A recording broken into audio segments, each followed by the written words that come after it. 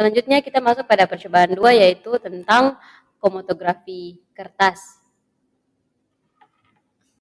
Selanjutnya pada tujuan dari percobaan 2 yaitu untuk mengetahui RF dari sampel yang digunakan.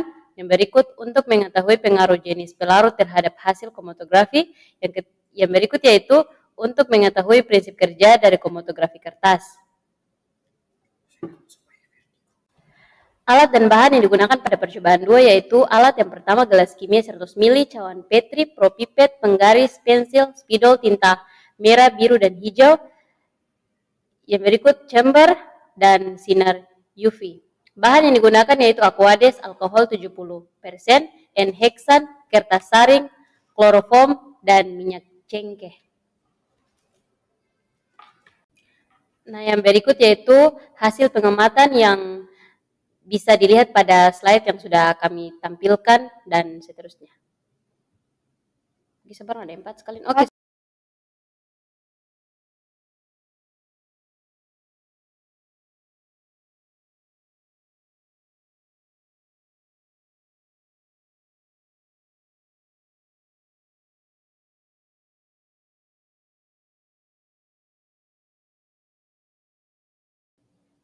Ya, selanjutnya masuk pada pembahasan.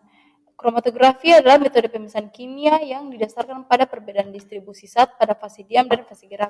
Kromatografi biasanya bertujuan untuk memisahkan senyawa-senyawa dalam suatu campuran. Kromatografi kertas juga merupakan salah satu metode pemisahan campuran dari substansinya menjadi komponen-komponen penyusunnya berdasarkan pembagian suatu senyawa pada 2 fase, yaitu fase diam dan fase gerak. Lalu nilai RF merupakan parameter karakteristik kromatografi kertas dan kromatografi lapis tipis. Nilai ini merupakan ukuran kecepatan migrasi suatu senyawa pada kromatogram dan pada kondisi konstan merupakan besaran karakteristik dan reproduksi Bell. Nilai RF juga merupakan perbandingan antara jarak senyawa dari titik awal dan jarak tempuh mula pelarut dari titik awal. Selanjutnya rumus untuk menghitung RF yaitu jarak yang ditempuh noda atau sub dibagi dengan jarak yang ditempuh pelarut atau jarak komponen dibagi dengan jarak eluen. Jadi faktor-faktor yang mempengaruhi nilai RF antara lain struktur kimia senyawa yang dipisahkan, kemudian prioritas fase diam, tebal dan kerapatan permukaan fase diam, polaritas fase gerak, kejenuhan bejana kromatografi, jumlah cuplikan yang digunakan, suhu dan kesetimbangan. Oke, lanjut. Dalam percobaan ini kita menggunakan aquades yang bersifat polar, alkohol bersifat semipolar, dan N-heksana yang bersifat non-polar. Pada percobaan yang dilakukan, yang menjadi fase diamnya adalah kertas saring yang berukuran 10 kali 2 cm dan menjadi fase geraknya adalah larutan aquades, alkohol, dan N-heksana. Fase diam yang polar akan mengikat lebih kuat komponen yang relatif polar, begitu pula pada larutan non-polar. Pada percobaan ini juga yang dilakukan pertama adalah memotong kertas dengan panjang 10 cm dan lebar 2 cm, yang fungsinya untuk mempermudah dalam hal mengamati jarak noda dan pelarutnya diberi garis batas 1 cm dari batas bawah kertas. Perlakuan yang pertama yaitu kromatografi kertas dengan pelarut aquades. Pada percobaan kromatografi kertas dengan pelarut aquades, dimasukkan kertas tersebut dalam gelas kimia yang telah terisi dengan pelarut. Pelarutnya di sini adalah aquades yang tingginya 0,5 cm sedemikian rupa sehingga posisi kertas tercelup dengan aquades. Lalu dibiarkan aquades merembes naik selama 3 menit hingga sekitar 1 cm di bawah batas kertas. Kemudian diambil dan dikeringkan kertas saring tersebut. Setelah itu diukur jarak pelarut dan jarak noda. Untuk tinta biru, jarak noda yang dihasilkan adalah 5,5 cm dan jarak pelarut 6,1 cm. Pada tinta biru terdapat spot biru dan ungu. Kemudian terdapat spot karena tinta biru sebenarnya terdiri dari beberapa pigmen yang berbeda. Saat aquades naik melalui kertas saring, pigmen ini terlarut sebagian dan terbawa naik dengan kecepatan berbeda sesuai kelarutannya, yang kelarutannya di air dan interaksinya dengan kertas, sehingga muncul spot warna yang terpisah. Kemudian untuk tinta hijau, jarak noda yang dihasilkan adalah 7,8 cm dan jarak pelarut 8 cm. Pada tinta hijau juga terdapat spot berwarna hijau dan biru. Kemudian untuk tinta merah, jarak noda yang dihasilkan adalah 6,8 cm dan jarak pelarut 7,8 cm. Pada tinta merah tidak terdapat spot, tetapi perubahan warna dari merah menjadi merah muda. Jarak pelarut terjauh adalah Aquades dengan 8 cm.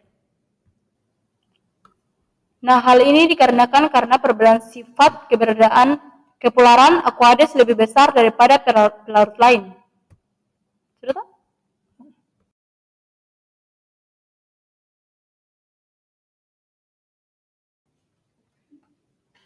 Yang ketiga, kromatografi kertas dengan pelarut N-heksana.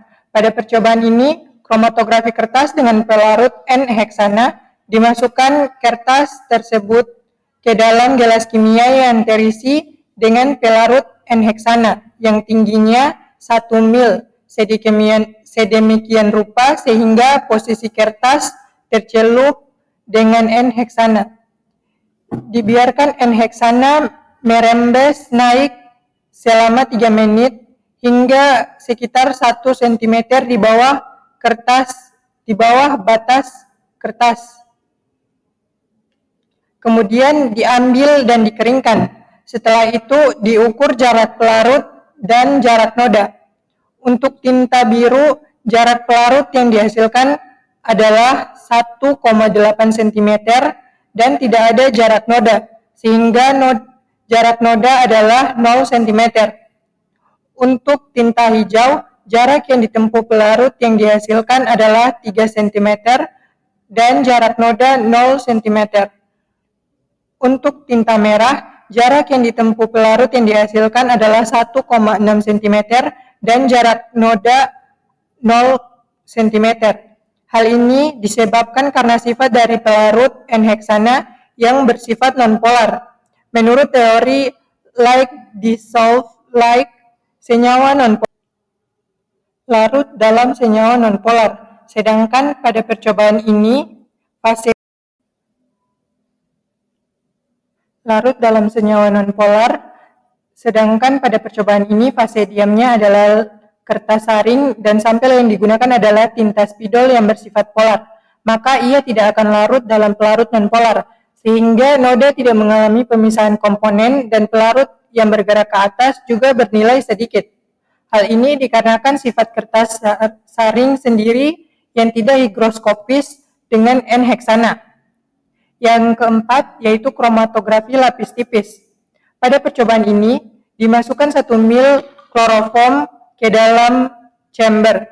Tujuannya untuk membuat suasana jenuh uap pelarut agar pemisahan pada KLT berlangsung stabil.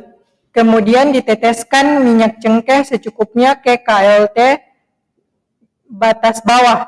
Tujuannya menempatkan sampel pada posisi awal agar bisa dipisahkan oleh pelarut. Kemudian dilakukan pengeringan di udara. Tujuannya yaitu untuk menguapkan pelarut agar sampel menempel kuat di KLT. Hasilnya terbentuk spot atau noda pada KLT, menandakan adanya komponen yang mulai terpisah. Setelah itu dimasukkan ke dalam chamber yang berisi kloroform kurang lebih 3 menit. Tujuannya supaya pelarut naik membawa komponen sampel sehingga terjadi pemisahan. Setelah itu dimasukkan di sinar UV dan diukur batas noda dan batas basa atau pelarut. Batas nodanya yaitu 2,9 cm dan batas basa atau pelarutnya yaitu 3,9 cm.